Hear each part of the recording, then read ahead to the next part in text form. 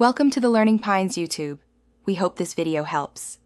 You begin by defining the function and its domain so you know where minima can occur.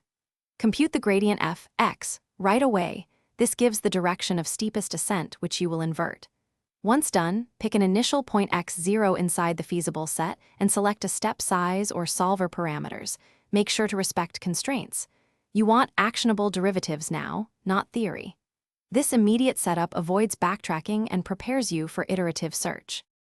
You now run the core iterations. Apply gradient descent or a Newton-style method and update x with x left arrow x alpha f, x. Adjust alpha using line search or backtracking. This controls stability versus speed.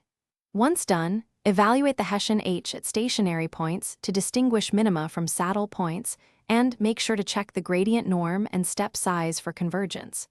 If constraints exist, incorporate projections or KKT. You finish by validating candidates.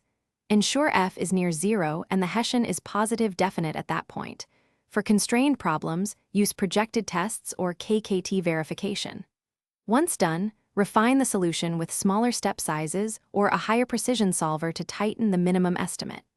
If the process stalls or finds saddles, try multiple random starts, change alpha, or switch to trust region or constrained solvers. Make sure to inspect function values and gradients to pinpoint the problem quickly.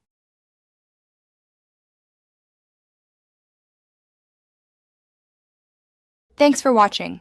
Consider subscribing if we helped you.